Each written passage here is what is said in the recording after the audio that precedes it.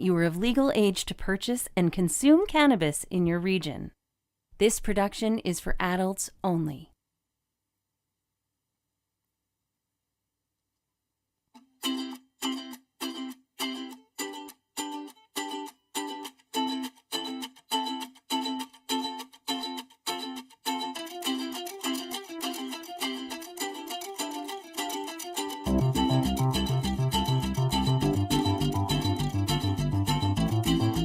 Welcome to the Cannabis 101 podcast, your guide through the legalization and consumption of cannabis in Canada and beyond.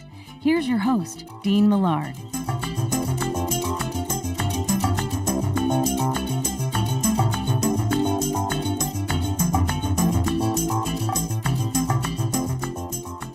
Hello there, and welcome to episode 78, hour number 2 of the Cannabis 101 podcast. My name is Dean Millard, and it's not just about getting high, it's about getting healthy, and it's about celebrating right now. Well, we are so close to the big day, Christmas Eve, Christmas Day, Boxing Day, the holiday season, the World Juniors. That's a big part of my holiday traditions, and whatever it is that you're celebrating, I just hope that you're doing it safely, responsibly, and you're including cannabis. We have a fun show for you as usual, a tasty show for sure. But there is certainly just one way that this show, anyway, gets things going, and that's by finding out just what's your groove.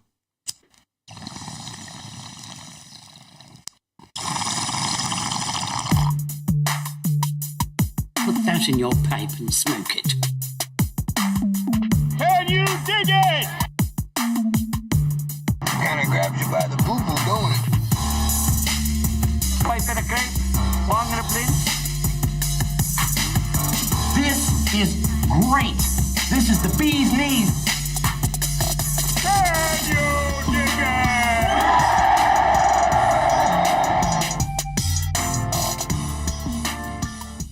it? So when I say, what's your groove, I want to know that while you're listening to this show, if you are grooving with anything, and I mean using some sort of cannabis, please let me know. This one from Brad says, I was listening to your podcast, wrapping gifts while grooving with Bruce Banner. Peanut butter cookies and a very nice scotch. Love your podcast. Thanks for sharing. Awesome stuff, Brad. That is great. So threw that out on our number one, as we always do on the show. And I love to hear what people are indeed grooving with. So I am going with a little White Lightning. And for reasons that you will find out coming up later on in the show, I don't want to spoil it too much, but this is from Highlands Grow. And as you will hear a little bit later when we discuss this further, it is great for the evening. It's good for relaxing and winding down. That's what I'm doing. Recording this late on the 22nd. It will come out early on the 23rd, which is Festivus. We're going to talk about that in a second. So I'm going with some White Lightning from Highlands Grow, as you'll hear a little bit later about this LP and this cultivar in particular. So, as I get things sorted out with this big old bag of weed from the Volcano Hybrid, I call it the Supernova, because I use click and collect at Nova Cannabis from my friend Chris Ianson to pick it up. So that's why it's called the old Supernova. And this is delicious. White Lightning. The lineage on this is out of sight. You're going to absolutely love it. So, one more hit from the big old bag of weed, and we can start discussing what is coming down the hash pipe on this episode. Chef Jordan Wagman is going to join me. We're going to talk about his journey with cannabis and eating and diet, and, you know, just what he eats, how he involves cannabis. Wonderful conversation. We're also going to tell you about some holiday treats that you might be able to want to give a try, as we heard from the listener about eating cookies. That's cool. That's awesome. So Brad was eating some, I think he said some butter cookies, peanut butter cookies. There's lots of different treats, shortbread, different things that you might want to try. Jordan's going to give a few suggestions as well. So also, we're going to discuss, cooking with cannabis in general and using cannabis to infuse your foods. Today is Festivus, December 23rd, when this episode will be uploaded, and we are going to celebrate Festivus just with the airing of grievances, not the feats of strength. We're not going to get the poll out. I don't know. There's not really anything in here poll-wise. So we are going to have airing of grievances. So if you have a grievance, hit me up on one of our social media feeds, either at the Cannabis 101. You can get us on Facebook and Instagram at the Cannabis 101 Podcast. You can email me, cannabis101podcast@gmail.com. What is your airing of grievance? What grievance do you want to get off your chest as we celebrate Festivus on this 23rd of December? We will also check out What's That Strain with Chris Ianson, our good friend from Nova Cannabis on Jasper Ave. We'll give you a few last-minute stocking stuffer ideas for that as well. We'll have What Pairs Well with Cannabis.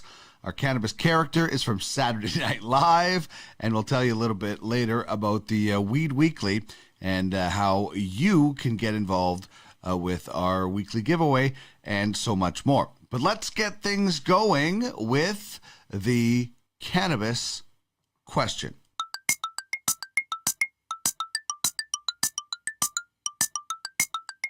It's prize time. Chime in on the cannabis question. Okay. And you could win a Cannabis 101 podcast prize pack. Pipe and a crepe, bong and a blint. Hit us up on any of our social media feeds or email us at cannabis101podcast@gmail.com. Okay, here we go.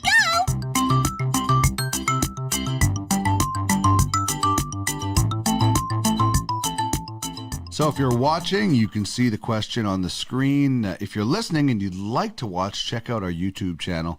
We also have episodes and segments streaming throughout the day on our social media channels. The question is, what and who is your favorite Christmas character? I'm a sucker for Rudolph, especially the claymation, the old claymation one. But more modern movies, I'm a huge fan of National Lampoon, and not just the main characters. My favorite character, it's got to be I know Clark is great, but Cousin Eddie with Shitters Full is unbelievable. But Julia Louis-Dreyfus and whoever her husband is in that movie as the neighbors, that's also a really good side character. Not a main character from that movie, pretty good. But I also like Tom Hanks from Polar Express. I really like that character as well. So there's good ones. I'm for the first time this year going to watch the most famous Jimmy Stewart Christmas movie, because I love Jimmy Stewart as the six-shooter in westerns. So I'll check him out as an iconic Christmas character. So I would love to know, who is your favorite Christmas character?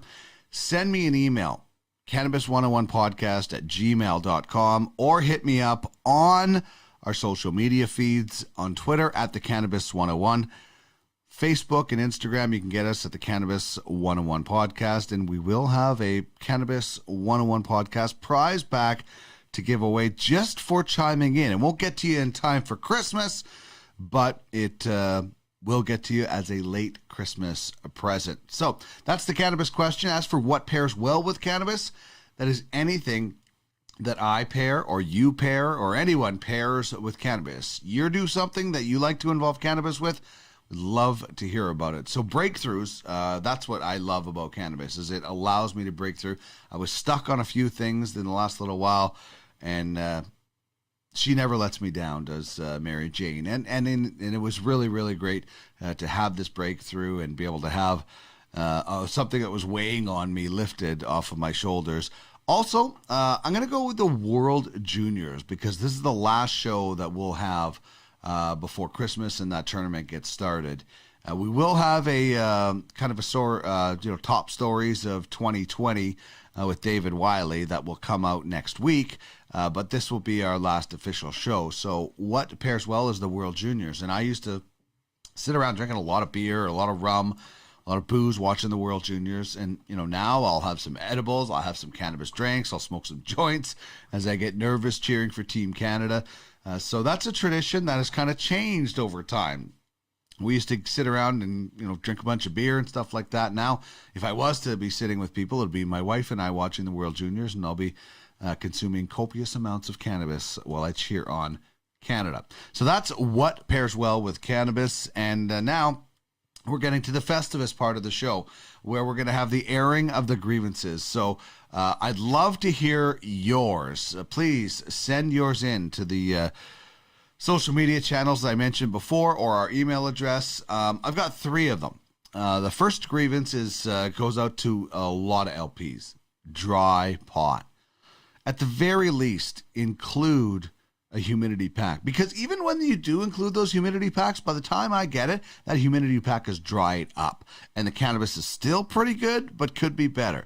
So imagine without those humidity packs, just what it is like. So please, that's a grievance. Dry pot is, I shouldn't have to work so hard when I get the pot at home to bring it back to good levels. So please, LPs out there, include humidity packs with your cannabis. This could be a mountain I'm gonna climb, and maybe a hill I'd be willing to die on. I might not stop until this starts happening on a regular basis. Number 2 is ghosts, and what I mean by that is getting ghosted. There's a lot of really great people in the cannabis space. There's a lot of people that do a lot of things to help you. And I try to pay it forward. I try to help other people when I can. And there's a lot of other people that I've learned that from over time in different things. And this space is all about paying it forward, helping other people. Unfortunately, there are people out there that get what they need and then they're done. And you don't hear from them again. I've experienced that with a few people. They reach out, they ask for some help, they ask for some assistance and promotion, and maybe getting on the show and different things. You do that, and then all of a sudden you don't hear from them anymore and things like that. So that's unfortunate. So that's a grievance that I have, is that it's not as bad in the cannabis space as it is in other spaces where you have some sort of way of doing some promotional work, but it is happening in the cannabis space, and that's a bit of a grievance that I have. The third thing I have is no delivery. Now, I know some parts of Canada there is delivery. I live in Alberta, where we have the most amount of stores, and we don't have delivery. As I mentioned many times on this show, the fastest demographic in cannabis consumption is the seniors. That demographic is also the most affected by COVID-19. So at the very least, there should be delivery now, and it should continue onwards. I went on Skip the Dishes the other day. There was almost as many liquor stores as there were restaurants as far as delivering. So all the cannabis space, and me included, just want equal footing. Just allow the cannabis space to be able to do the same thing you allow other intoxicants to do. And don't even get me started on the medical side, because that's something that we really have to fix as well. So that is the airing of grievances. And now, just to make up for that, because that was a little bit negative, I'd like to thank a bunch of people for being partners on this show. We have David Wiley of the OZ on Mondays, Malcolm LaBelle from the Green Generation Company also on Mondays. Andre from Regal Cigars has been great. And, of course, the fine folks from Stone Smiths, a local Edmonton company. Listen, if you're looking for a last-minute Christmas gift, you can find these at Shell Shock in Edmonton. Calgary, you can get them at Smokers Junction. Cowboys Smoke Shop in Calgary and in Vancouver. This is an awesome vape pen, and it's local. What is everybody saying? Shop local. Check out the website at stonesmiths.ca. Big thanks to them. And, of course, you, the listener and the viewer, for being the most important partner, because without you listening, this is just me babbling into a microphone on a weekly basis. And trust me, my wife would really, really wonder what was going on then. So thank you, the listener and the viewer. Chef Jordan Wagman on the other side of the Weed Song from the artist My Dead Dog.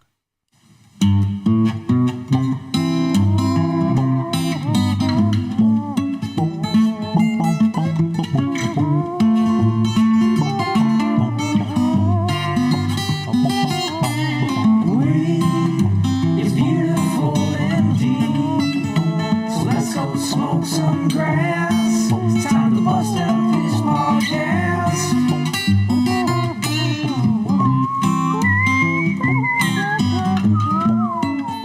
This is the Cannabis 101 podcast, your guide through the legalization and consumption of cannabis in Canada and beyond.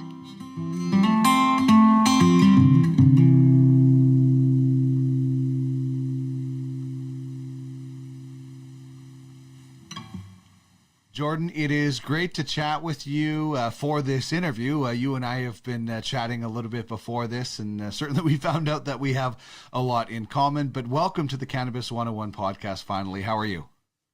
I'm awesome. Thank you very much. Yeah, dude, you're awesome. I told you offline that I was a fan of yours, so this is great. I'm excited to be here. Well, I'm excited to chat with you, particularly because of the time of the season that it is for a lot of people. But, you're obviously a very accomplished chef. You're an author. You have your own show as far as podcast material and cannabis. So we have a lot to get into. But, you are a cannabis culinary expert consultant. You're involved in that. What did you do? And this is a question I ask all of my guests. What did you do before you got into the cannabis space? I know the answer, but maybe other people don't. So, the answer is that cannabis is just another great ingredient that I cook with. I'm not a cannabis chef. I cook with cannabis as I do a scallop or a cauliflower or cucumber. But I have been cooking with cannabis for a very long time from a recreational standpoint. And then 6 years ago, when I sought the help of a naturopath, as a result of this one meeting, I stopped eating gluten, dairy, and sugar, and then started eating cannabis and recognizing the benefits of the plant, as a whole, and the benefits of it. And that's when sort of everything changed. So do you include cannabis and infuse cannabis in everything that you cook and eat? Is it, some meals and some not meals, or how does it work with the lifestyle? Yeah. So from a provider standpoint, it's 80-20. 80% of what I do is a 15-course meal that has nothing to do with cannabis. People just come and have a great meal in my restaurant, which is in my home, or it used to be, and now it's going to be outside my home. Mm-hmm. And so when you come here for the cannabis component, it's the same exact food. I'm just infusing it with cannabis. And I could explain that. From a personal standpoint, it's really all about me. I consume it by way of oils every single day. I drink a cannabis honey. So it's cannabis honey and water literally all day long. And it's really just an everyday, all day sort of thing, getting my CBD and my THC through oils. And, I do smoke some flower for THC, but, that's personally. And then I have, I was explaining to you, I have this sort of product, which is, fruit leather. And fruit reminds me of being a kid and eating fruit roll-ups. So I make these with and without THC and CBD. And it's really, really simple. And, viewers, your listeners can find this everywhere. I'm happy to give you the recipe, but it's things like this that just make it easy for me to be on the fly, be on the run, be in the car, be at home, pull something out and know that it doesn't have sugar in it. Because for me, that's a deterrent when I'm eating cannabis infused food stuff. Well, it only makes sense for sure. It just becomes, part of, just like it's become part of my medicine, my daily way of life, whether it's CBD or, different times with THC as well. So one of the things that is one of the many things that is very impressive with you is you're a James Beard nominated chef. And this is how I'm going to explain, and correct me if I'm wrong. It's like the Hart Trophy. Like we love hockey here. We're getting ready for the NHL. You're nominated for basically the Hart Trophy as far as chefs, in my opinion. What was that like, and how did that come to be? So only a sports person would draw that parallel. So thank you. And another thank you is no one has ever said that to me before. So that's so creative and so interesting. So I liken it to the Academy Awards. So I say that for to the layperson, it's basically the Academy Awards for the culinary professionals. But you're right. I mean, I was nominated as one of the top 10 up and coming chefs in North America, and it was a privilege. And it's a great honor, and I had the opportunity to cook for them, to cook at the Beard House in New York. But I was a young man, and I thought I was on top of the world, and that I understood, yeah, children and how little I knew. But yeah, it meant a lot, and it certainly is something that very easily is instant validation. And respect, I think, before you get to know me and realize that I'm here to help you, and it's not about me. I don't care about me anymore. I only care about you and helping you as a chef and you as a business person, and what can I do to prop you up? And, that's so I use it to my advantage now in terms of, it does give me some validation, no question, but I think I earn it too now. Sure. I'm not so sure I did as a young man, but it certainly meant a lot. Yeah, how we it's like that song, right? If you go back in time and tell yourself something, a few things, I don't even know if our younger selves would even I'd listen. Smack right? myself in the freaking head, dude. I would have a lot to say.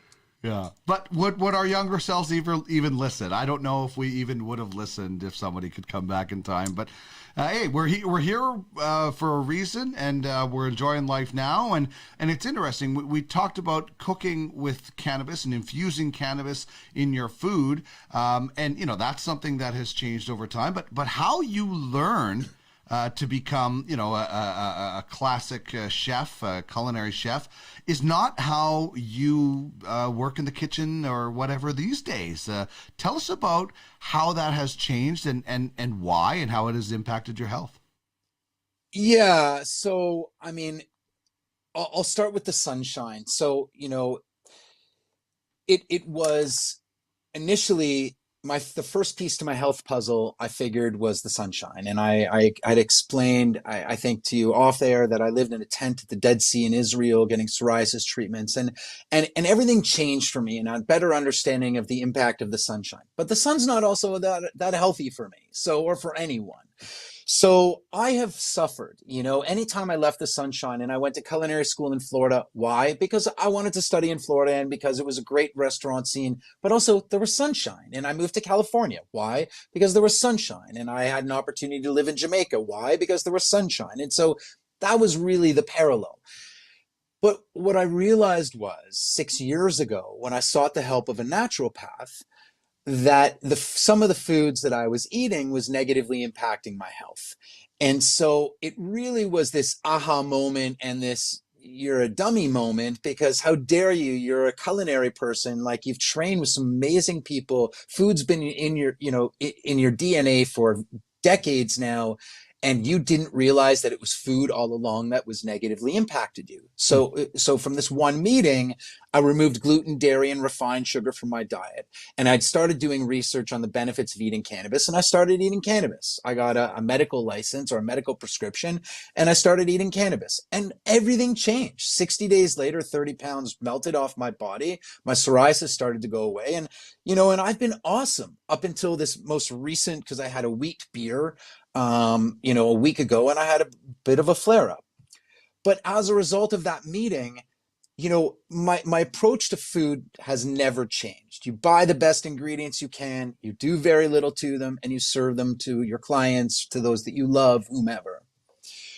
But what's happened now is that now I just cook with different ingredients. So I don't cook with gluten. I certainly don't cook with butter anymore. My butter is avocado oil. It's got a high smoking point. It's got a neutral flavor. It doesn't impact me negatively. And so I like to say that I cook with I cook the foods, same technique, same culinary approach, same mindset, but with ingredients my naturopath would approve of. It's so fascinating how like all you said you work with food your whole life, and then this is the problem, but to be able to find that solution and still enjoy all those great foods, and then cannabis involved in it is kind of like the cherry on the top, pardon the pun. So what was it about realizing that, and realizing that you're going to start cooking with cannabis and saying, hey, let's take this, and and it's obviously a passion, and get it into the industry? What was it that you decided to say, let's start cooking with cannabis, for lack of a better term, as part of the cannabis industry? So I think there was I'm gonna say three things. There was a relearning, there was a void, and there was education. And so the relearning part was I had to go home. I had to relearn how to actually bake. How do I make brownies without egg, without sugar, without flour? Well, how the hell am I without chocolate? How am I making that? Well, now my brownies are freaking awesome with avocado and coconut oil and raw cacao and maple syrup. They're killer. If you didn't know what was in them, you'd never know. So there was a big relearning opportunity for me.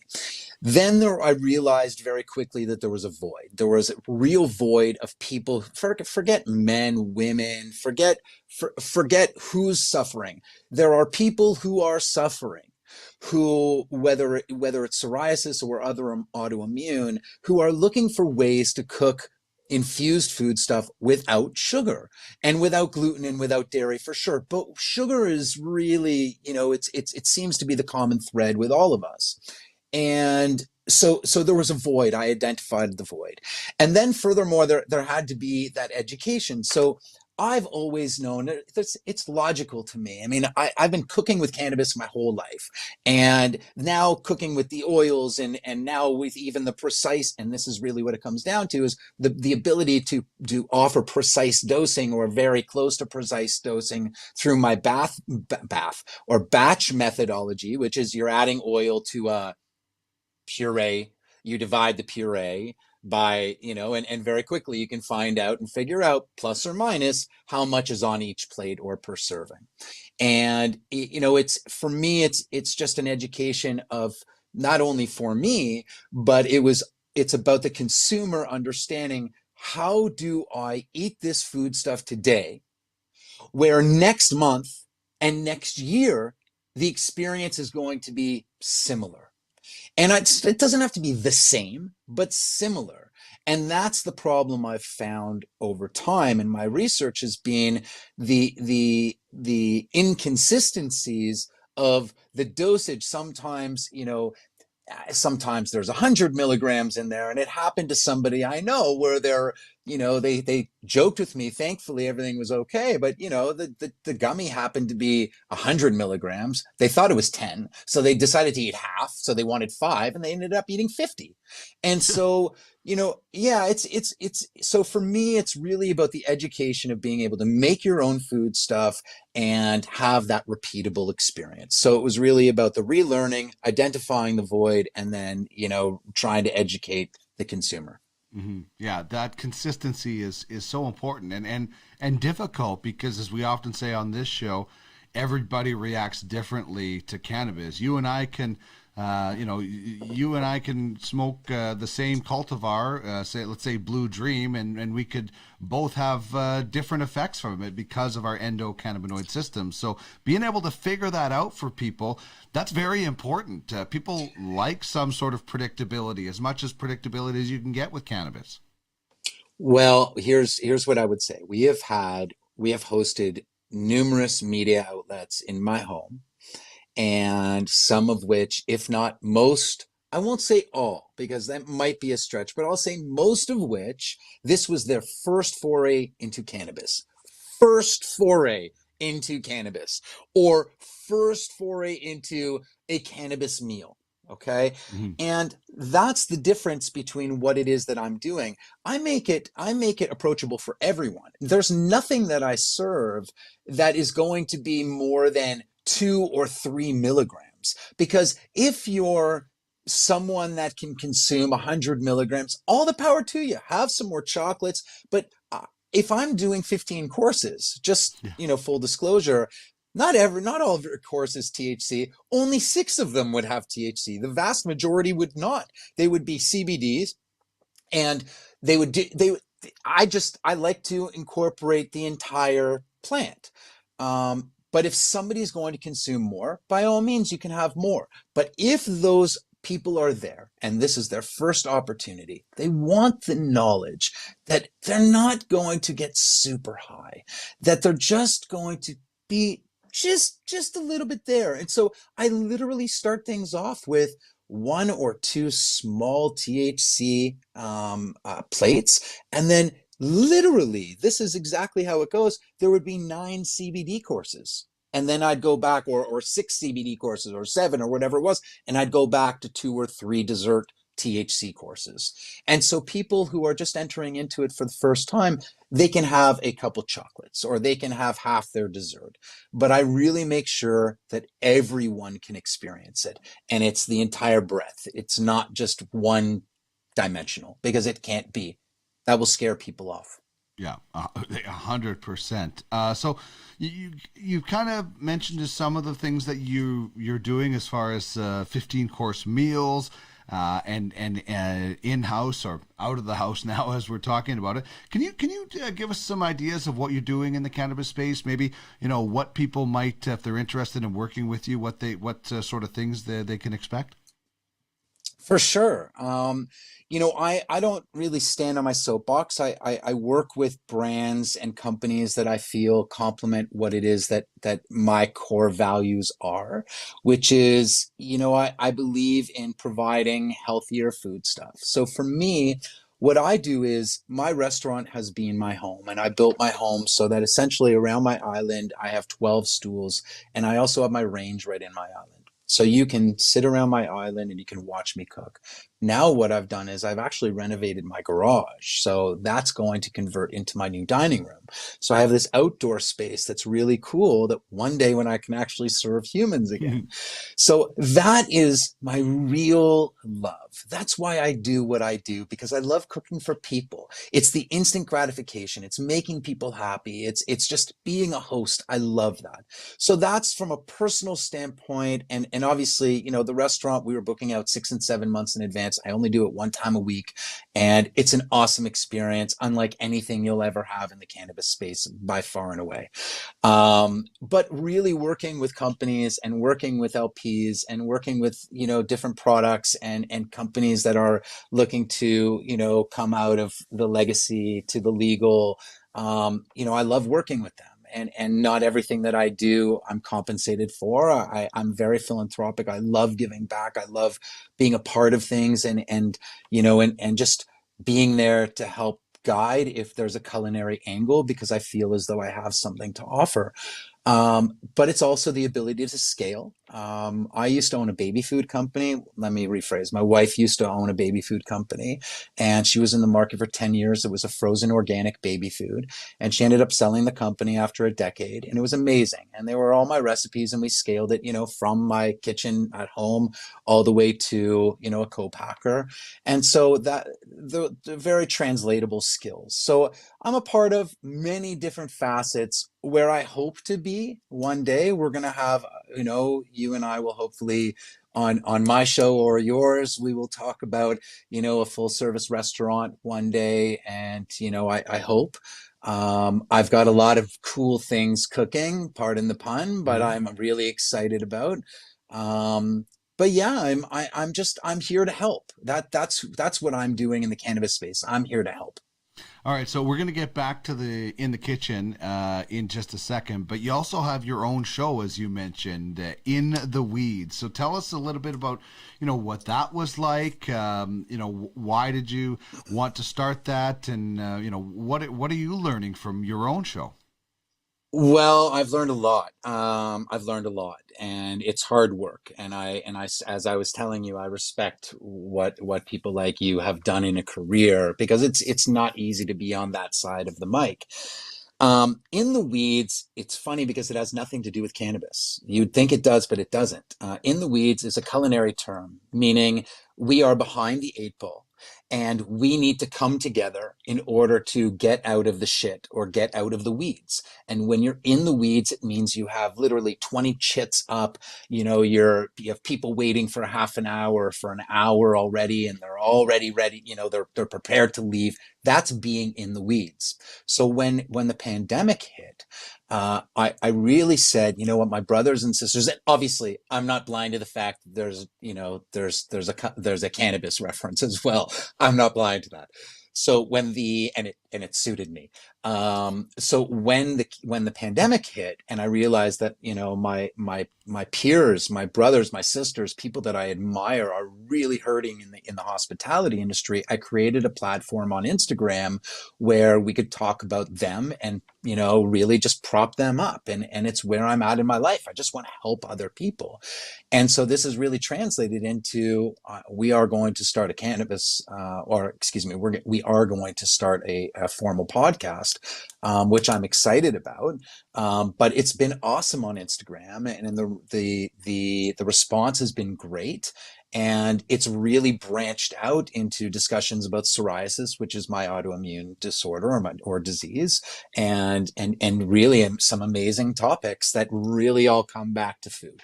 So it's been amazing. You fooled me. I thought it was about weeds. So I can't wait to see how that expands. And I wonder if you could expand on something that kind of we've talked about and we mentioned here. You actually spent a year of your life living in was it at the Dead Sea? The Dead Sea, yeah, in Israel.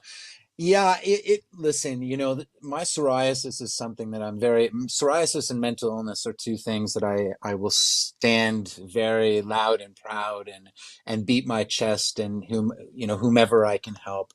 But I was a disaster. I came home from university and I was crying and my father said, that's it, like, just go. And so I was in a hotel for a month. And it wasn't cheap, and it's not like I could live in a hotel for a year. So when I realized that after a month, after 30 days, my skin was getting better and I knew what I had to do, I bought a tent and I moved to the Engedi camping ground. And for 12 more months, I lived in a camping ground. And my then girlfriend, now wife, we've been together for 28 years. She was studying at Tel Aviv University.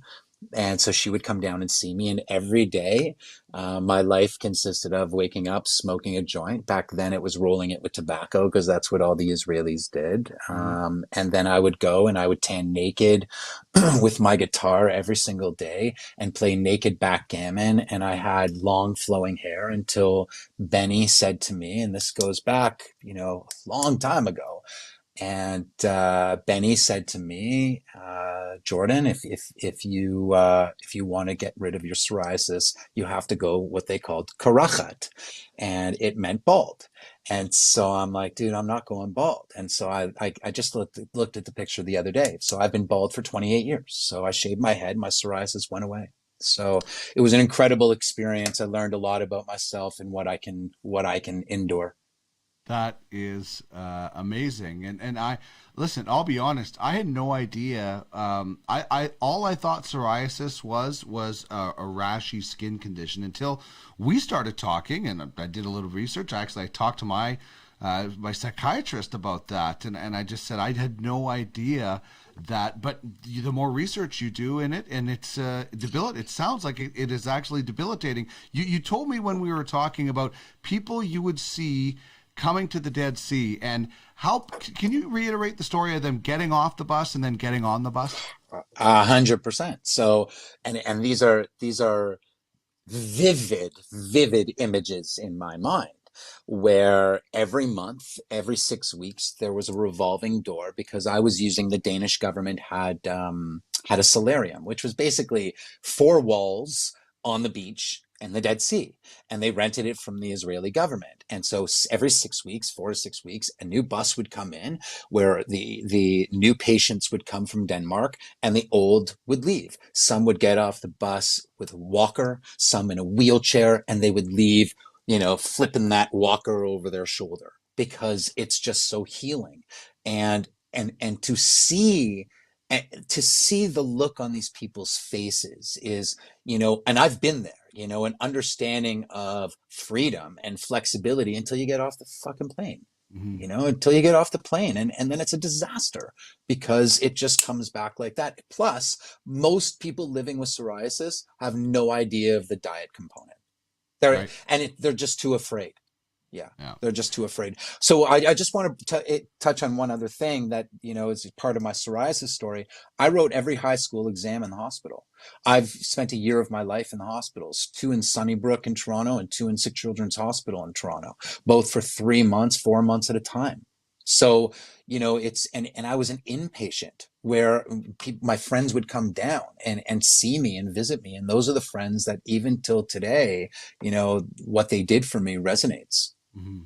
So sun, diet, and then how did cannabis fit in as maybe the one of the third or one of the pieces of the puzzle? Yeah, it's the inflammation. So cannabis always had an amazing effect on me. So let me give you an example. If I ever had a stomach ache, have you ever had a stomach ache and you smoke a joint and you feel better? Yeah. I mean, it's incredible. And I never put 2 and 2 together. Clamato juice, though, like I loved Caesars. Like my brothers would drink Caesars. And you know what? Every single time, Dean, I would drink a Caesar and I'd get a huge stomach ache. So for me, it was like, I can't engage. I can't eat that way anymore. So I was able to up here say, okay, there's wine was another one. You can't drink these things. But I never was able to find something that allowed my inflammation to stay in check, that even in December. And so once I started understanding what cannabis was, what the pot plant is, that it's not just, I had no idea. It's like when I first started in my family's business, I had no idea what FOB meant, freight on board. I had no idea. And it's an acronym that I say 40 times a day. Okay. 19 years later. CBD, I had no idea what that was. Is it Pink Kush? Because I really like Pink Kush. That's all I cared about. And I never really put 2 and 2 together. So once I understood the impact that cannabis had on me, and I understood it had on others who are suffering like me, that it keeps our inflammation down, I really started to include a lot of it in my everyday regimen. And it certainly definitely makes sense. Okay, let's get back to the kitchen now. And somebody out there watching or listening has decided they would love to start infusing cannabis with their food. What is, one kind of general guideline, first piece of advice you would give somebody who doesn't have any experience with it? Yeah, I mean, my go-to would be, I'll hide the brand, but you get an oil. And you have something that tells you exactly how many milligrams of THC and or CBD are in each milliliter. And so from that standpoint, that you can assure yourself a little bit more of that repeatable experience. It's also, again, for the person this is their first foray, you don't want to have to decarb your pot in your house, and it can become smelly. And my friend Jeff, the 420 chef in California, has amazing, Jeff, he's amazing. But he's got some great products that I know are very user friendly. But I find the most user friendly is buying an oil that from a supplier that you trust, a producer that you trust, and a store that you trust. And so that you can be assured you know exactly what you're putting into your food. The other thing is this, and this is really where most people go awry. I try not to heat my cannabis, okay?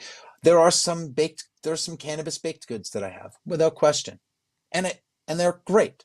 but I really try to avoid and try to keep everything in check. That way the terpenes, all the profiles are there. Although I'm not huge on my terpenes anyways, because if I'm only putting, a teaspoon, which is 5 milliliters of an oil that's got a heavy sort of lemon or aroma to it or terpene profile, it's going to get lost and drowned out by the cacao, right?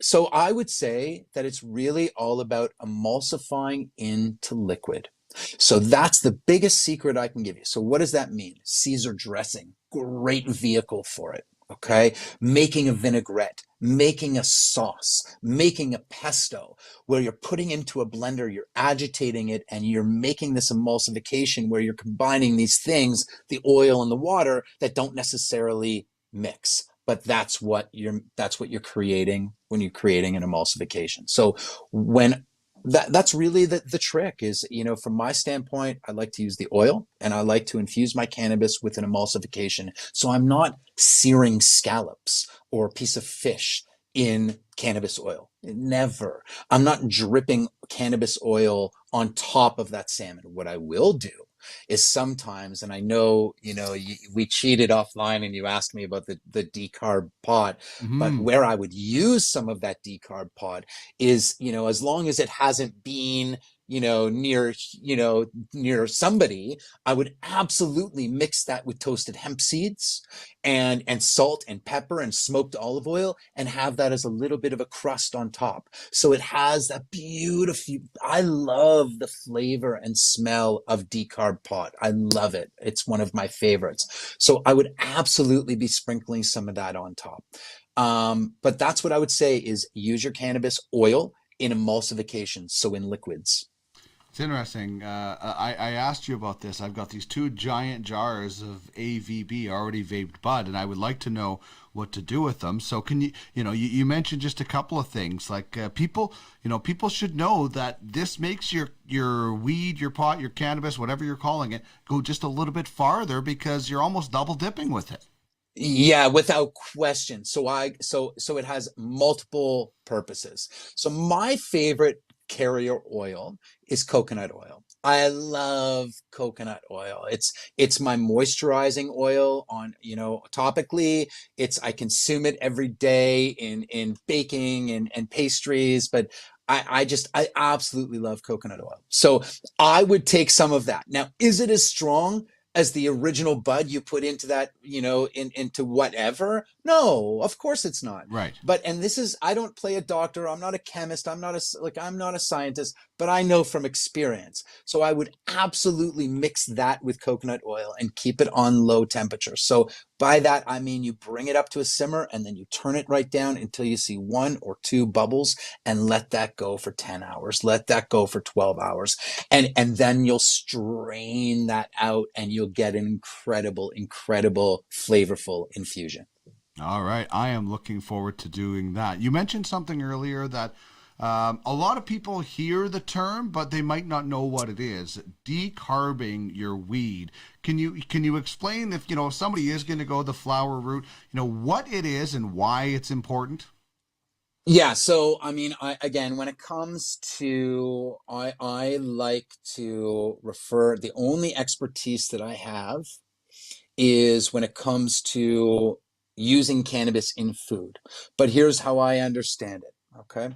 We convert from THC to THC. We are heating our cannabis and it is becoming what makes us or giving us that psychoactive effect. So way I decarb is, and I did this 2 years ago and I haven't had to do it since. I had like 6 liters of coconut oil and I had a huge bag of shake.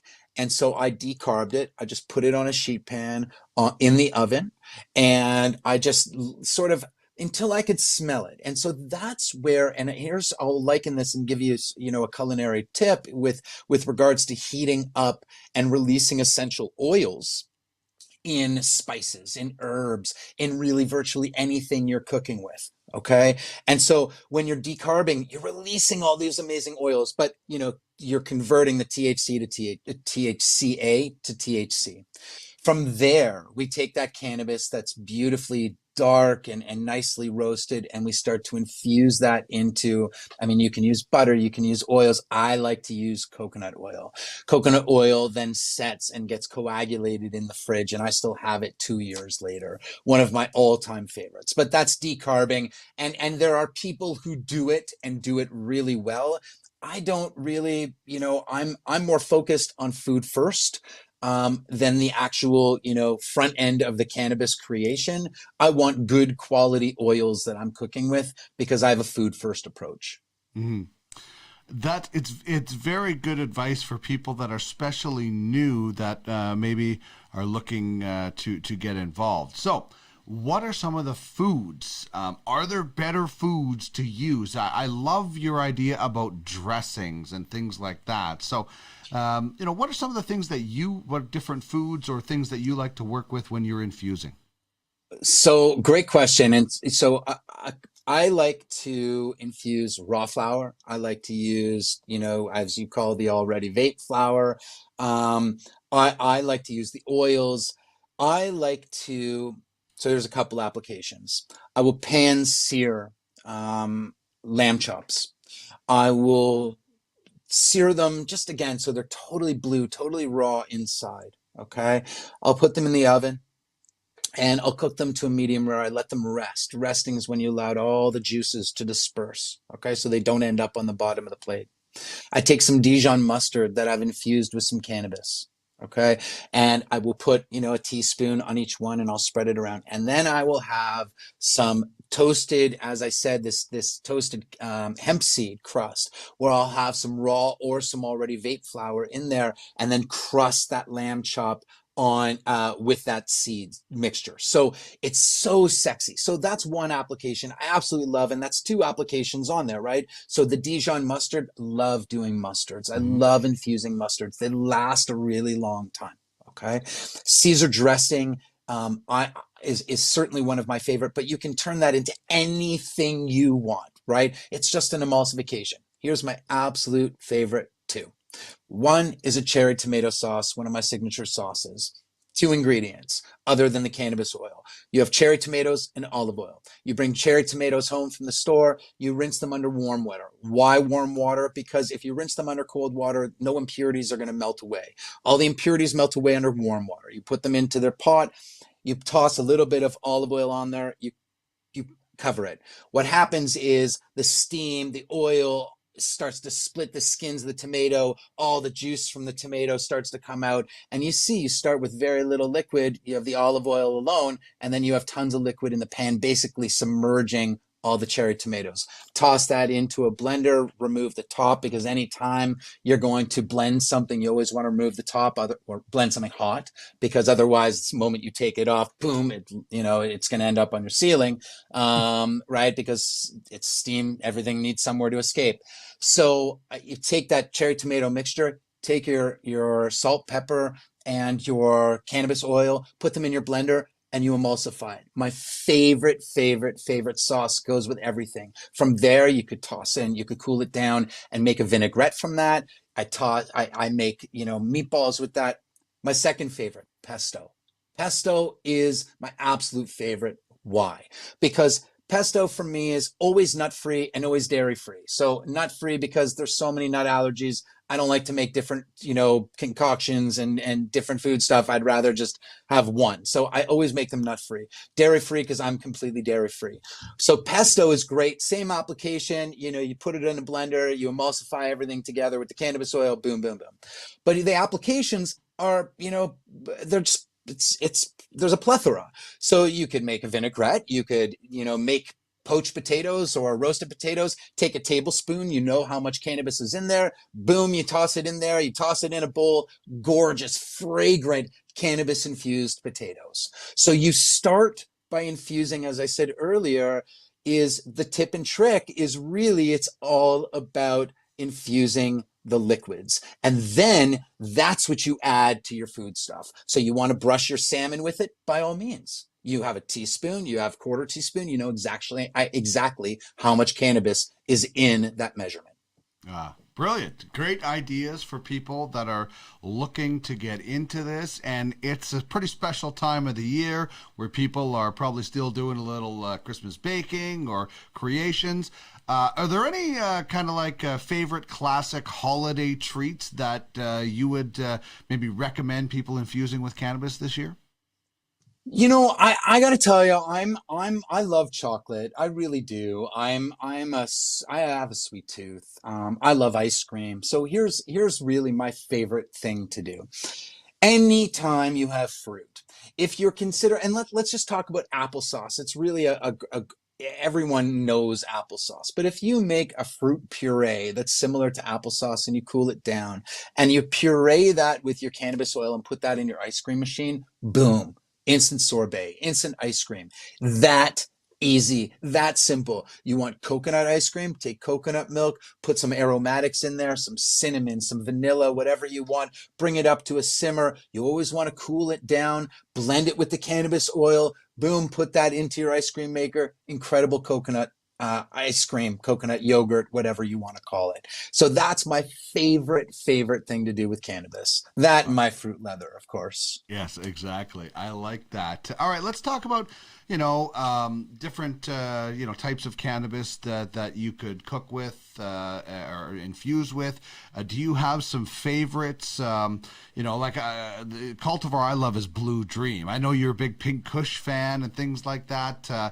Do you have favorite specific ones? I know some of the ice cream cake ones, they smell like baking already. I wonder what they would be like, but do you have a favorite couple that you like to use? It's funny because there's a couple Oreo, Girl Guide cookies. I like them, but I'll be honest with you. It's just not a huge part of my everyday cannabis food. So, I love it personally. So from a recreational standpoint, yeah, without question. From an application standpoint for clients, it's more about if I use it, I will use the raw flower and grate because I love that. I love the accent of it and the different terpene profiles in raw flower because that's where you're really getting it is so just in your face. So I love that, especially. So here's a great idea, right? One of my favorite things is a potato galette, which is basically like just shredded potato in a saute pan, get it nice and crispy. And then I put smoked salmon on there. And then you can grate something that really does have a lot of citrus terpenes in there and grate it right on top. And it's boom, it just brings out and accentuates the smoked salmon. So, for me, honestly, and again, just full disclosure, it's just not about that for me. It's about making sure that it's good quality oil. The carrier oil is organic. It needs to be a very simple process for me. Water extraction, there's certain things that are important to me more so than just, again, from a business standpoint, more so than just the strain or how it's going to, no, really the strain and the flavor profile. Mm-hmm. Okay, so here is a question I have. This is a personal, looking for some advice. I am doing duck breast on Christmas Day as our meal. Just usually, Gordon Ramsay, I followed a video where he starts cold, sears them, and then puts them in the oven. How would you suggest if I was going to infuse some cannabis in my meal, cooking duck breast, what would you suggest I do? Okay. So first of all, chef knows what he's talking about. So first duck breast, you always want to I always remove the tenderloin and I'll just cook it on the side. It cooks in its duck fat and I just have a Scooby snack for me and you. You can leave that between us. You deserve it. So I take the tenderloin off. I score all the fat, really, really important. Also not only get flavor in there, but it helps to render the fat out when you're scoring it. Okay, and helps to cook it more evenly. That duck fat is gold. What I would do is, do you like cranberries? Yes. Okay, excellent. So I would do a cranberry sauce or a cranberry puree. And so I would wait and I would make sure that if your cranberries are frozen, that they're thawed out. I would wait until the duck breast is finished. Basically, for the majority of the time, it's cooking on its skin side and you're basting it. Okay. And if you have some fresh thyme, I'd put that in the pan too. And when that comes out, then you're going to put, with all that duck fat, you're going to put all your cherry tomatoes, your cranberries. Right. And you're just going to saute it a little bit.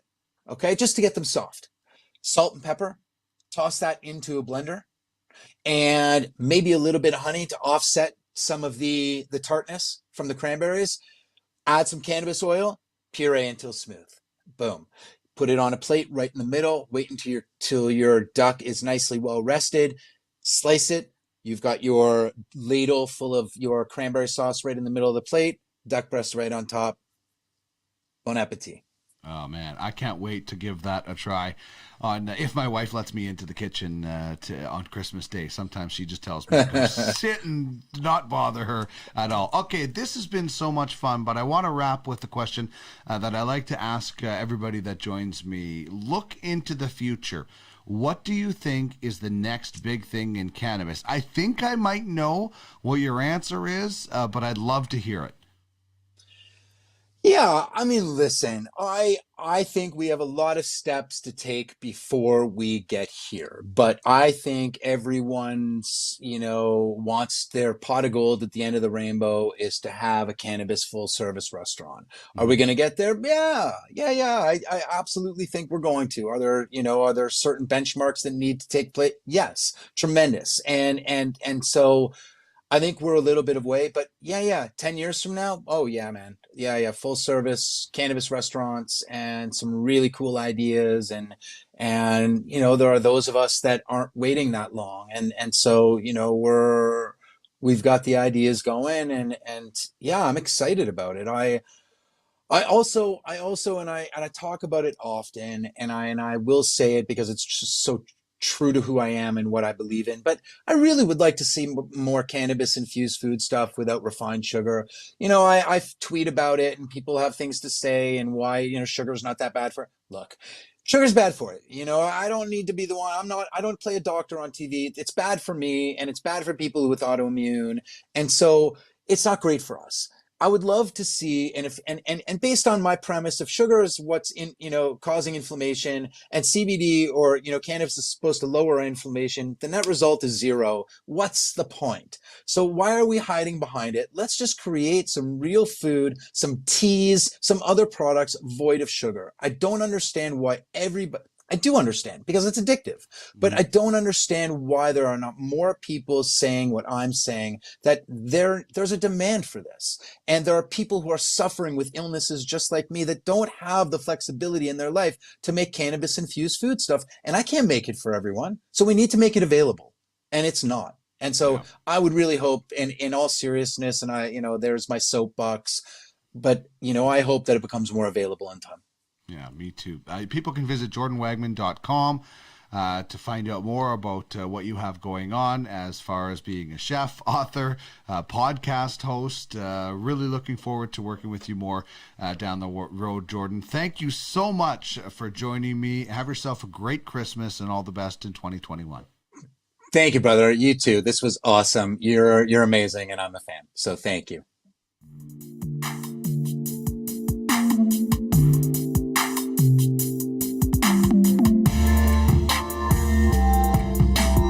This is the Cannabis 101 podcast, your guide through the legalization and consumption of cannabis in Canada and beyond.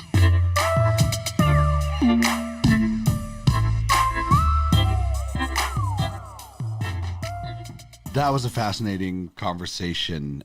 Just the links that Jordan has gone to, make sure that he is healthy, and now certainly creating great food for others. And by the way, you can check out One Hitters later in the week featuring Jordan as we get to know his cannabis history. That was a real fun conversation as well.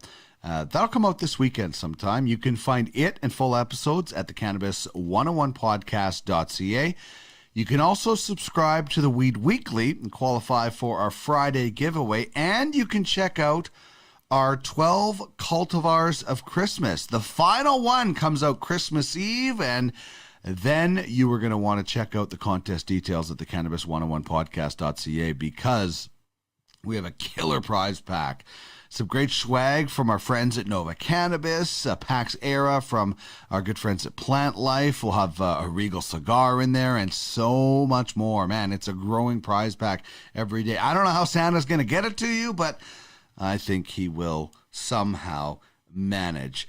All right, let's now get into our cannabis character. You got a joint? No, not on me, man.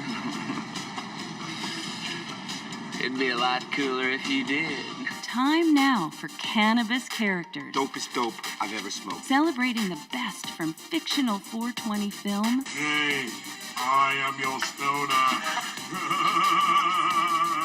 and beyond. Heavy girl with that, man. Is it heavy stuff, man?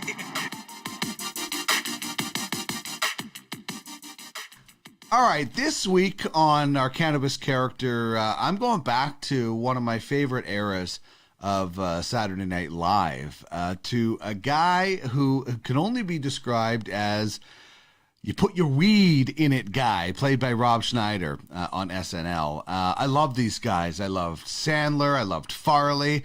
I loved Spade. I loved Chris Rock. And Rob Schneider, who played this character. He owned a rare artifacts shop called Out of Africa Primitive Art.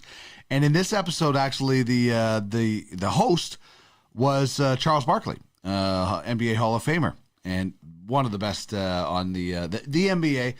Quick little sports rant here. The NBA has the best panel when it comes to intermissions and pre and post game. They are the best, and Charles Barkley is hilarious with Shaq and the Jet and everybody. So anyway, Barkley hosted this episode. He's much better on the panel than he certainly was as an actor or anything like that. But Rob Schneider plays the title character. David Spade appears in this, and Charles Barkley as well. So here is the put your weed in it guy from Saturday Night Live.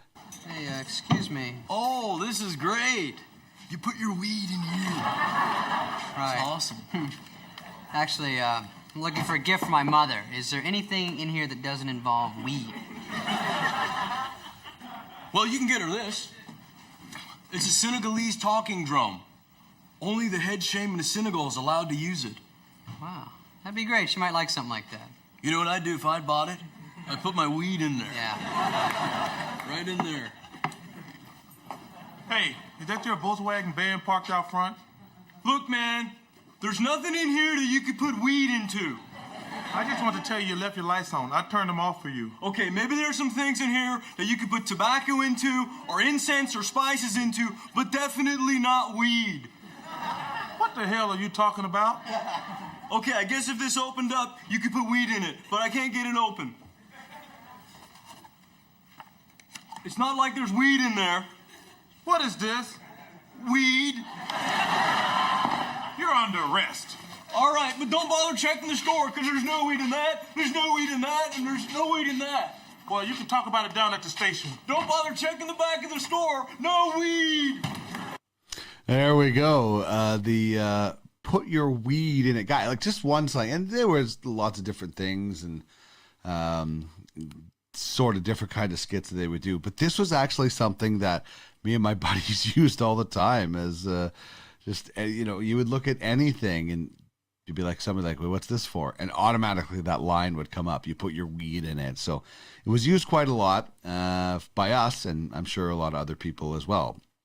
It's an era of Saturday Night Live that a lot of people don't like, but I absolutely love it. So the put your weed in it guy is our cannabis character played by Rob Schneider from Saturday Night Live this week.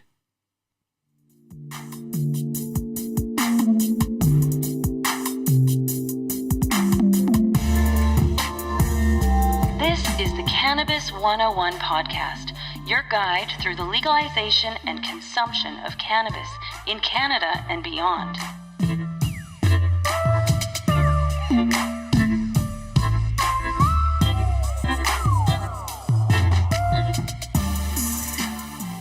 we have some great partners on this program. Our educator, Chris Ianson, is one of them from Nova Cannabis Jasper Ave and Stonesmith. So you can get them at Nova Cannabis either now or very, very soon. Check them out, stonesmith.ca. But you can also find them at Uncle Ron's in Edmonton and Northern Lights Supply, as well as Green Rock Cannabis in St. Albert and Lethbridge. And the really cool thing about this slash is, it looks awesome. You got the built-in loader, but you also have this really, really cool, basically carrying case. Kind of looks like the Trivial Pursuit pie, but it's awesome. And this allows you to not clink a whole bunch of bottles when you're taking your concentrates or cases or anything.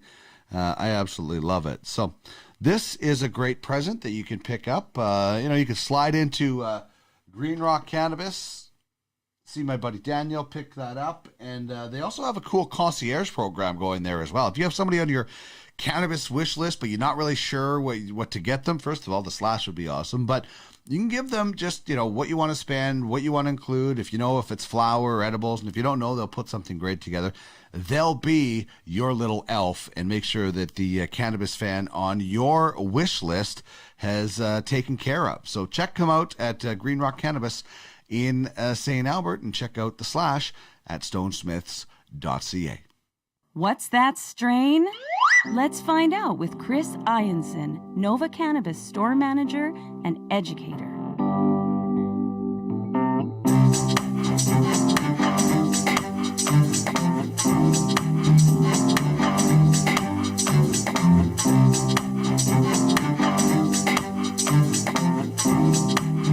My good friend Chris Ianson joining me once again on What's That Strain, our final edition of What's That Strain for 2020 as we head into the holiday season, and our final one with the name What's That Strain. You and I have been going back and forth. We're trying to look for a new name that better reflects a little bit what we're doing. We're going to move away from the word strain. It's a work in progress. Maybe Santa will deliver it under the Christmas tree on Christmas Day, and we'll have the new idea for the name. But this is it. Of course, we have the 12 cultivars of Christmas running right up until Christmas Eve. But busy time for us for sure, Chris, as we head into 2021. How are things with you? Things with me are doing great, Dina. Pretty busy still at work. I've got to get my Christmas shopping started here soon. I like to do it last minute every year, so going to get on that here soon. Probably just going to pick up some gifts from the shop actually. So I hope everyone likes cannabis. Yeah, exactly. That would be that's the perfect gift. Anybody who is asked, and there's not a lot of gift exchanges in our kind of circles, but anybody that has asked, I have mentioned anything cannabis related would be perfect because it's research then, right? Like that's what we're doing, is we're researching for the next segment in 2021. But the final segment of 2020 that we are doing is White Lightning, an indica dominant hybrid, about 60-40 on the indica side. And this is coming to us from Highland Grow under the umbrella of Biome Grow. So tell us a little bit about where this LP comes from and who's and when actually they came about. Yeah, for sure, Dean. So Biome Grow, they started in 2013 out of the Toronto area, and they own 5 subsidiary companies across Canada in various provinces, actually in the Maritimes there. They've got Highland Grow out of Nova Scotia. They've got the Back Home Medical Cannabis Company in Newfoundland and Labrador, Great Lakes Cannabis in Ontario, and the Red Sands Craft Cannabis in PEI.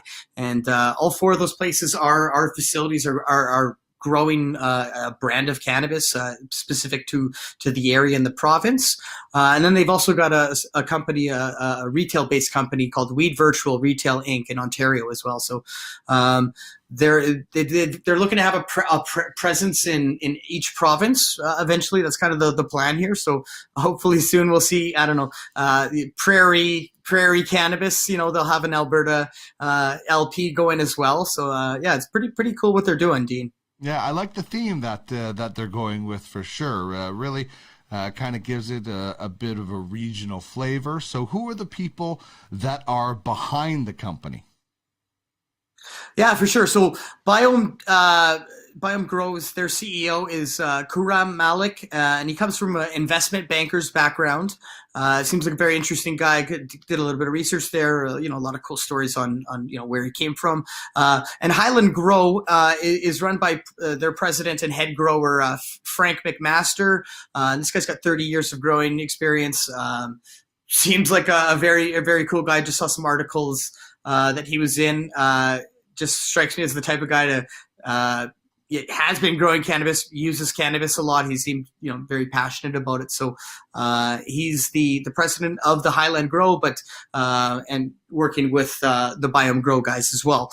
Highland employs 37 people right now. It's a majority of locals or university students from the St. Francis Xavier University that's nearby. So it's always nice to see, when LPs are, I guess, contributing to their communities, Dean. Indeed. And with that amount of experience behind, obviously, you're going to get a pretty good product, and looking forward to taking it for a run as well. So we know that they love these regions, but where specifically and how do they do their work? Yeah, Dean. So the facility that Highland Grow uses is in Antigonish, Nova Scotia. It's a 6,500 square foot facility on 19 acres of farmland. The facility will be expanded to 100,000 square feet that they've kind of got planned out and broken down into two phases of 50,000 square foot additions in the future, I guess. All their facilities are on a smaller scale, which is nice. It creates that small batch cannabis. It's easier to manage than those enormous ones, and it allows them to have, let's say these four facilities that they have. There are four smaller facilities that are producing craft cannabis, and four different brands that are out there. So pretty cool method to how they're operating. The kind of grow they use, Dean, is a small batch grow, hand trimmed, similar to like a craft brewery where they don't overdo things, and they use 100% LED lighting, which is great for the energy efficiencies, and zero pesticides as well. And actually, all the bud that I've seen from Highland has been super crafty and really high end and nice. Yeah, that is it's such a good thing to see and to hear. And you can check out their website, www.highlandsgrow.com. And as you can see from this picture, beautiful pictures of the ocean area. You've got some product listings that they have there. You can click through some different things. I love the pictures. They're beautiful pictures, and I'd imagine they're still working on their website. It's a little bit void of a ton of information. I love that they have the terpene information with the strains, but certainly more information the better with all LPs out there, including Highland. Yeah, I couldn't agree with you more, Dean. I love going to a nice LP's website and seeing their backstory, seeing photos of the facility, seen the videos up too, getting to meet their team. I want to know who runs, who's your master grower. So it'd be nice to kind of to see more info, because I want to learn more about them. Like this is it for the info there. So hopefully there's more to come on the site. But I do appreciate all the cultivars there and some really unique ones there too. Yeah, exactly. As we're looking at the White Lightning, so check it out. Highlandsgrow.com is where you can find that. And let's talk a little bit about the history with White Lightning. We've got Hindu crossed with Northern Lights, and that's the information off of the website. So take us through the lineage and kind of maybe some of the other things that you've heard about the lineage. Yeah, for sure, Dean. So, yeah, it's as you mentioned, it's a Hindu, which is that's a land race that's the Hindu Kush, and that comes from the mountain range in between Pakistan and Afghanistan. So the Hindu Kush crossed with Northern Lights is as how they've got it on the Highland website. Everywhere else that I kind of tracked down and looked into some White Lightning, it mentions a White Widow and a Northern Lights, which is kind of a real true celebrity lineage there. Those are two legendary cultivars. But within the White Widow, there is some land races similar to the Hindu Kush, so I don't see it being too far off there. And yeah, I think as we mentioned, there's like a 60-40, definitely more of an indica, very relaxing smoke, but super good genetics though, with either the Hindu Kush in the Northern Lights or the White Widow in the Northern Lights. Anything Northern Lights for me is always going to be heavy, tasty, and just a big fan of seeing any kind of Northern Lights at any one of the 5 that are out there. No doubt. Okay, so we know how Highlands Grow puts this together and the process they use. Who came up with this? Who bred this? Who's the mad scientist behind this? Yeah, so in my research, I tracked down that the British Columbia Seed Company were the first to kind of go with the White Lightning. I did reach out to Highland Grow to kind of see if they had any more information or whose genetics they were using. I haven't heard back from them yet, so hopefully they get in touch with you here soon, Dean, and I'll let you know. But yeah, not too much more information on that, unfortunately. All right. Well, we do know that the batch that I picked up using Click and Collect is 24.4%. So that's certainly on the higher end scale. And we'll tell you a little bit later where we think that fits in on the who, what, and when. But how about the name? White Lightning. What's in a name? Yeah, so it's for me, it's the genetics namesake. It's that White Widow in the Northern Lights. It's also, I've seen it's named with how fast it hits you. It's like a bolt of lightning to your head and to your body. It does come on pretty quick when you do smoke it. A couple puffs into a joint, and I definitely kind of start to notice, things are happening. Yeah, no doubt. Well, I'm looking forward to hitting this right away, but we have to talk about a few more things before we get there, and one of them is the look, and so we'll get into the close-up of this, and man, there is Trichome City, but man, so many kind of vivid colors, some darks, some lights. What do you see in this? Yeah, so I was so impressed when I first cracked the bag and saw it. It was caked with crystals. I mean, that's the first thing. It's so noticeable. But we got some really nice dark green buds, kind of two-tone, a little light green and dark green in there. And it's just dusted with the trichomes. Looks really nice under the magnifying glass, for sure. And the shape of the buds, I'm a big fan of just how when buds kind of look like that. I think they did a really good trim job as well, Dean. Yeah, I would totally agree with you. When you crack the bag open, what's the first whiff you got? For me, earthy and sweet, with some skunk overtones on the smell. That was kind of my take on it for sure. I got skunk right off the bat. Like the first, I cracked it open first of all for Nosy McGee to have a whiff, and that's for anybody new to the show. My wife takes an unbiased. We don't tell her anything about it. We just crack the bag, throw it in front of her, and see what she smells. She got citrus right off the bat. She got a bit of an orange smell. I got skunky right away. So there's a few different taste and flavor profiles in there. And then when we get to the terpenes, some of that makes a lot of sense, doesn't it? You're right, Dean. With the terpenes that we have here, caryophyllene is our dominant one there. So that's black pepper and spices. We've got myrcene secondary there, and that's the earthiness, and it's also found in mangoes. And then limonene was our third, and that's the citrus and kind of the fruitiness to it, the sweetness. Mm-hmm. So it kind of does relate to how it smells there. It exactly does, for sure. All right, everybody reacts differently when it comes to cannabis. So, having said that, we don't want to tell you exactly what you're going to experience, but I would like to know what you did experience. What was your experience, Chris?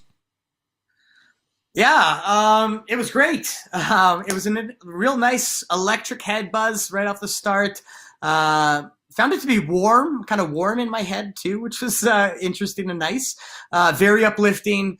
Put me in a good mood right away. It had a lot of kind of like head stuff happening initially right off the hop, and then it settled into a really nice, melty, uber relaxing body high, super soothing.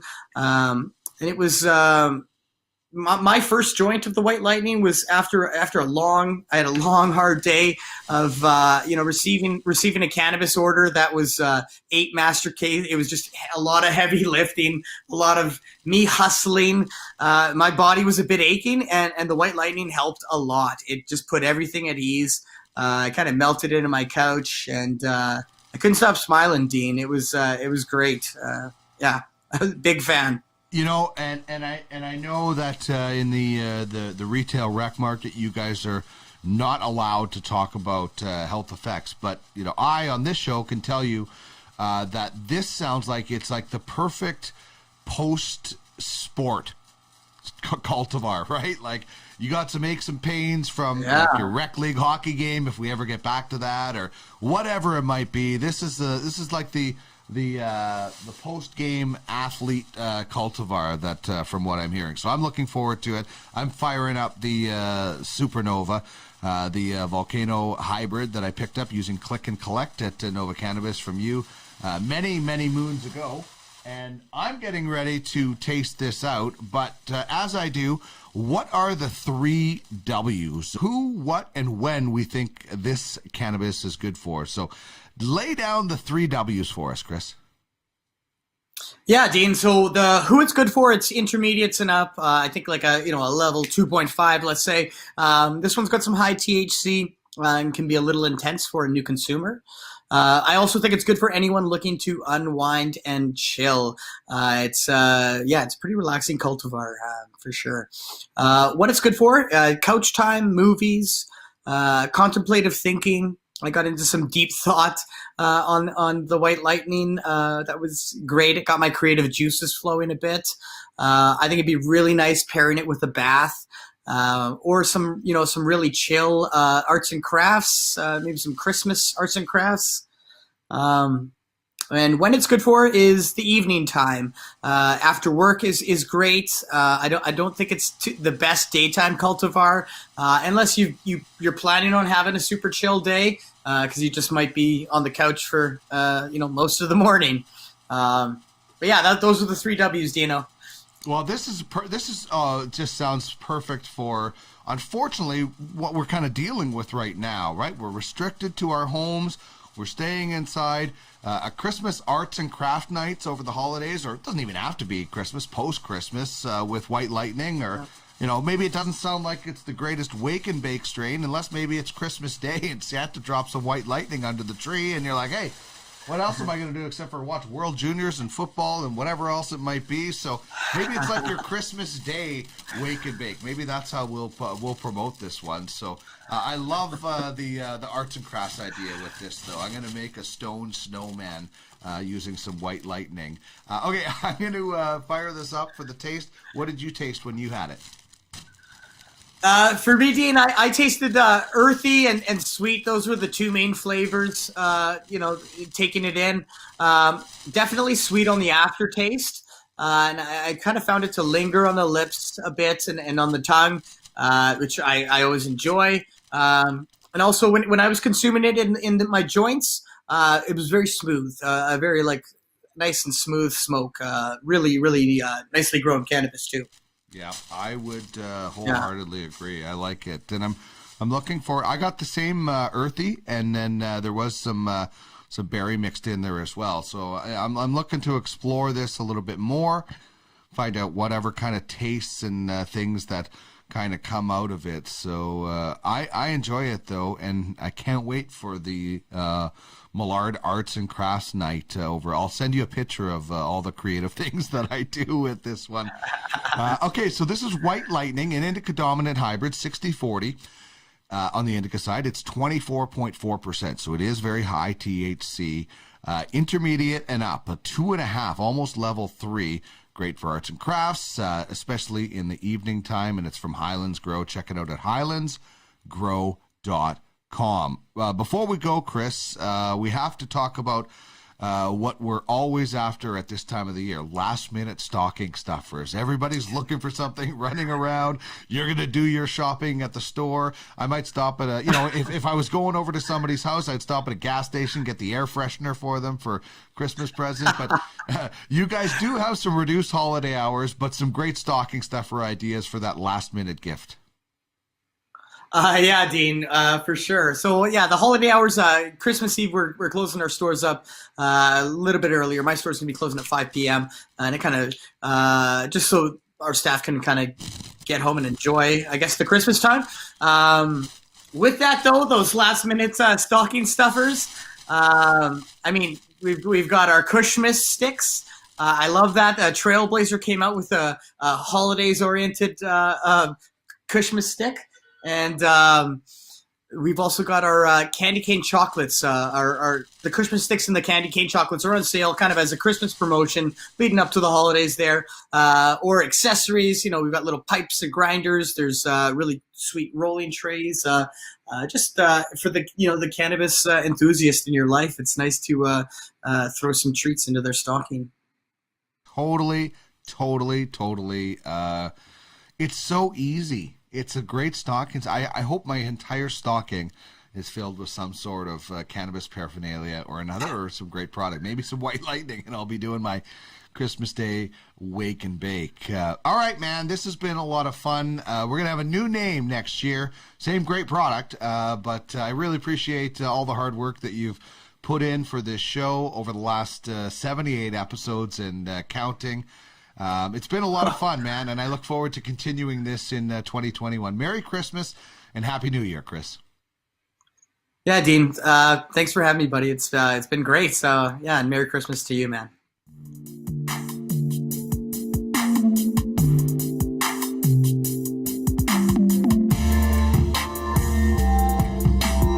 This is the Cannabis 101 podcast, your guide through the legalization and consumption of cannabis in Canada and beyond.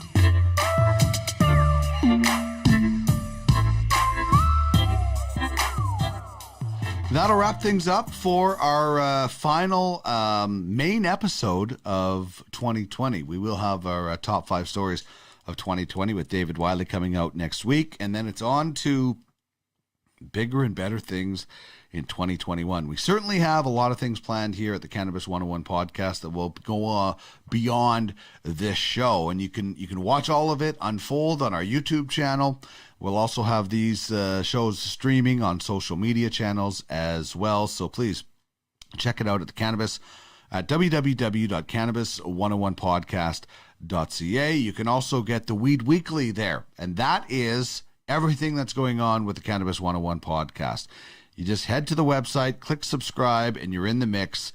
Every Friday, you can win a prize pack, but only for subscribers. It comes right to your inbox, recaps the show, our giveaway, as mentioned, a few other things that we try to throw in there. So just a good way to keep up with the show and everything that is going on with the program. And if you would like to join us on the program, you certainly can.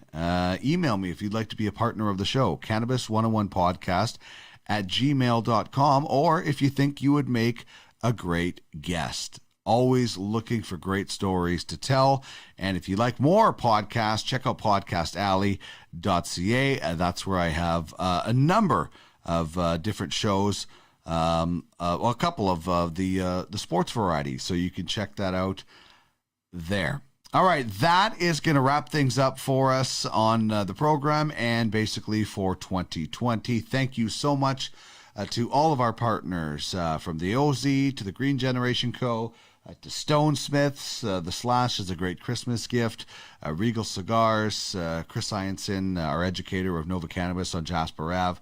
Everybody that has made this show what it is, thank you so much. And the most important is you, the listener and the viewer. So thank you to everybody for joining me.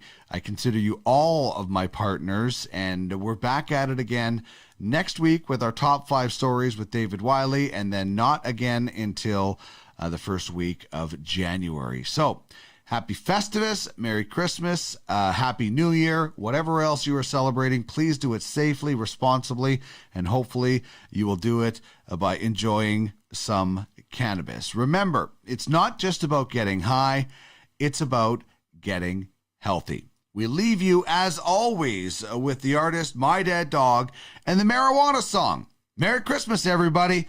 We'll see you in 2021.